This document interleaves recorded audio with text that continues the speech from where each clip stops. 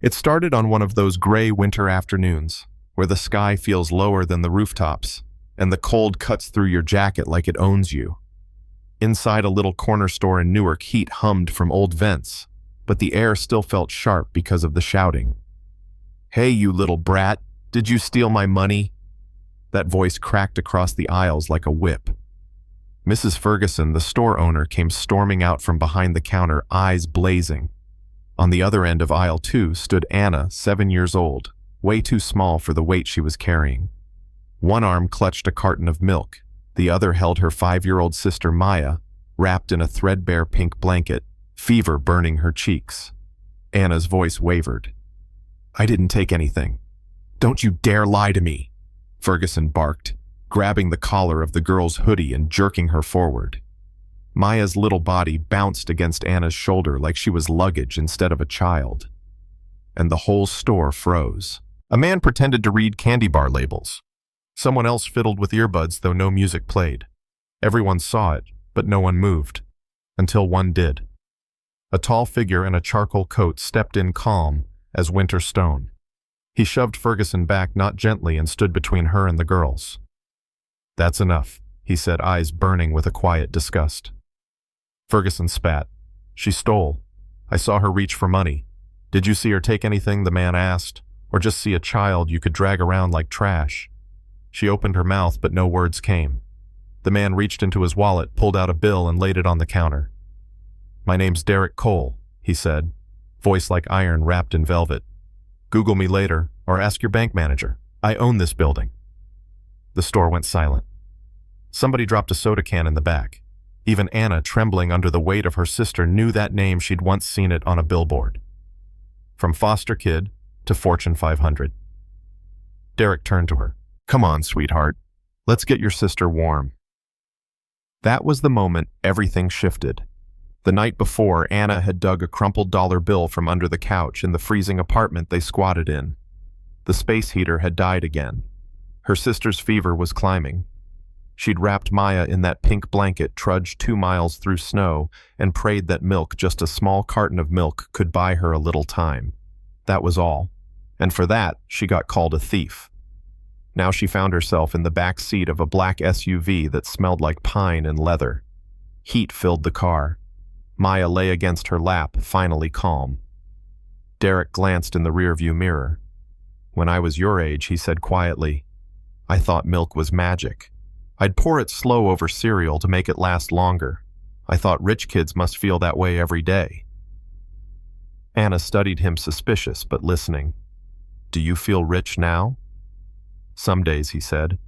"Other days I remember that bowl, and it keeps me humble." He drove them to their broken apartment, walked them up the dark hallway, waited outside while she unlocked the door herself, never pushing, just making sure Maya got inside safe.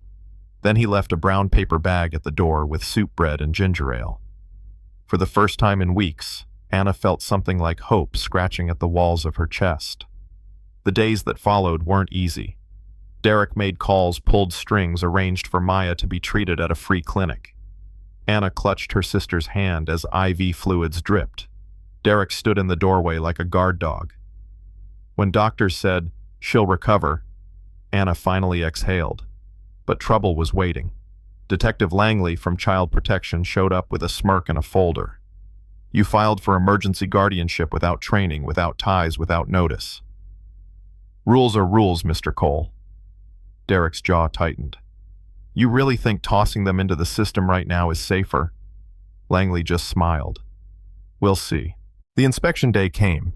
The house scrubbed, spotless, fridge-full, fire alarms tested, paperwork stacked. Janice, a child welfare veteran with steel in her spine, stood by Derek's side. And then the moment Langley, leaning down to Anna, voice slick as oil. "He's not your real family. Doesn't that feel strange?" Anna straightened, eyes like flint. "He's the only family that stayed." The room went silent. Even the supervisor, scribbling notes, paused. Derek looked at her, then not with pity, but with respect. That little girl had just saved them. But life doesn't hand out clean wins. A week later, a lawyer knocked on Derek's door with news. Maya's paternal grandparents wanted custody. They'd only just learned she existed. A stable home in Maryland, no criminal record, blood ties family by law. Anna's face crumpled. They're going to take her, aren't they? Derek crouched. Not without a fight. And you won't face it alone. The fight came in court. Langley hammered protocol. The grandparents' lawyer pleaded blood rights. Janice countered with calm fire. When these girls were sick, abandoned, and invisible. Derek Cole didn't think about paperwork. He thought about love. And then Janice turned to the judge.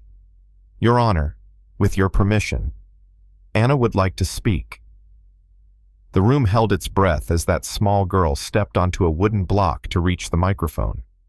My name is Anna, she said, voice trembling but steady. I've taken care of my sister since she was born. When our mom got sick, I made her soup with just water and salt. When we were homeless, I carried her through the snow to find help. If Mr. Cole hadn't been there, she wouldn't be here. And I wouldn't be here either. She looked straight at the judge. The grandparents didn't even know Maya existed, but he knew she mattered. Silence. You could hear the hum of the lights. The judge leaned forward.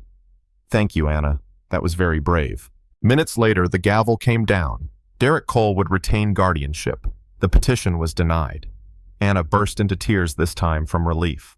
Maya clapped, not really knowing why. Derek blinked hard but didn't hide it. Outside the courthouse, snow began to fall again, softer this time, like the world itself exhaling. Weeks passed. The brownstone filled with life. Maya's giggles, Anna's pencils scratching in her notebook, Polaroids crowding the fridge. Derek wasn't just a guardian anymore. He was family. But here's the thing. Family built from choice always raises questions. When the grandparents asked to visit, Anna froze. Could love really stretch that far? Could strangers who showed up late still belong? Derek told her, love isn't a pie. There's enough to go around. And maybe he's right. Or maybe that's naive. Because at school, some kids still whispered milk thief when she walked past.